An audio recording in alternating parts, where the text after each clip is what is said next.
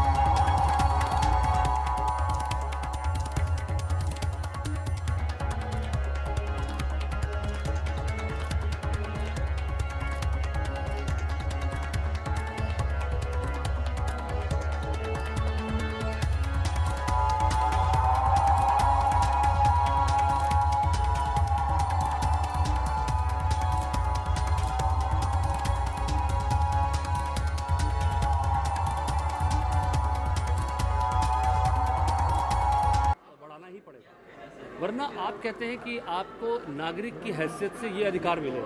अगर मुझे अपने अधिकारों के प्रति सचेष्ट नहीं करेंगे आप, मुझे मेरे अधिकारों के प्रति मुझे खुद ही नॉलेज ही नहीं होगी तो मैं अधिकारों की मांग कैसे करूँगा। तो बहुत ज़रूरी है कि हम अपने अधिकारों की मांग करें। जब स्वास्थ्य की बात आती है, कैंसर की बात जैसे आती है कि कैसे इससे लड़ूँ। कई बार हमारे देश में कह दिया जाता है कि कर्क रोग हो गया, अब तो आपका कुछ नहीं हो सकता। लेकिन आप देखते हैं कि इतने सारे लोग हैं। मेरी फिल्म इंडस्ट्री में मैं आपको बता सकता हूँ, इस समय ऐसे कई लोग हैं जिनको मैं सलाम करता हूँ, जो इस वक्त कैंसर से जूझ रहे हैं और लगातार काम कर रहे हैं। डायरेक्टर्स हैं, म्यूजिक डायरेक्टर्स हैं, राइटर्स हैं, ऐसे लोग जिनको मैं जानता हूँ, जिनको कैंसर है, उसके बावजूद वो लड़ रहे हैं। और उन लोगों से प्रेरणा लेने की आवश्यकता है। और इन्फॉर्मेशन और नॉलेज वो आपका हथियार बनता है कि किस तरह से अपना ध्यान रखना है, कहाँ पर आपको इसके लिए चिकित्सा मिलेगी। और ये इन्फॉर्मेशन के लिए लगातार काम करते रहना चाहिए। मेरा सौभाग्य है कि मैं फिल्मों से जुड़ा हूँ और कम्युनिकेशन के प्रोफेशन से जुड़ा हूँ और मैं कोशिश करता हूँ कि मैं कम्युनिकेट करता रहूँ। Thank you sir, thank you. धन्यवाद। बेहतरीन शो रहा। और सीपा जैसे कि बोलते हैं कैंसर पेशेंट एड एसोसिएशन, उनके लिए हमने आज रैंप वॉक किया। कॉज था, मैं पहले से ही सीपा के साथ जुड़ी हुई हूँ क्योंकि पिछले साल मैंने सीपा में 25 कैंसर पेशेंट्स को राखी बांधी थी। तो मैं इनके साथ पहले से ही एसोसिएटेड हूँ क्योंकि विवेक ओबरॉय, मैंने ग्रैंड मस्ती की थी उनके साथ। उन्होंने मुझे इस एसोसिएशन के साथ मिलवाया कि आप इनके साथ जुड़ें। और मेरी एसोसिएशन के साथ पिछले साल ही शुरू हो गई थी। So when I got this opportunity, I got a call from Shaina NC that please walk the ramp, and I had to do it because it's for a cause we raising funds for cancer patients. And मैं खुश नसीब हूँ कि मैं ऐसा कुछ कर पाई हूँ क्योंकि बहुत दुख होता है कि इतने मुझे उन पे अफसोस नहीं होता है। मैं ये नहीं सोचती हूँ कि तरस खाना चाहिए। बहुत ही ये लोग बोल्ड हैं, ब्रेव हैं, हम लोगों से ज़्यादा ब्रेव हैं। मुझे नहीं लगता मैं इतनी ब्रेव हूँ या मैं इतना बड़ा दुख झेल पाऊँगी, लेकिन ये लोग कर पा रहे हैं, ब्रेव हैं। और ये लोग खाली वक्त में काफ़ी अच्छे हैंडीक्राफ्ट्स बनाते हैं, अपने आप को बिज़ी रखते हैं।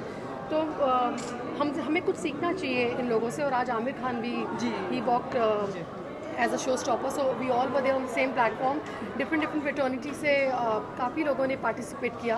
प्रसून जोशी जी थे, चेतन भगत थे, आमिर खान थे, Divya Khosla, lot of people. We all walk the ramp for CPAA cancer patient aid association. I wish मैं फ्यूचर में भी इनके लिए कुछ कर पाऊँ और इन लोगों की मदद में हम लोग आ पाएँ और ये पैसा जो फंड्स रेज हो रहे हैं इनके काम आ पाए।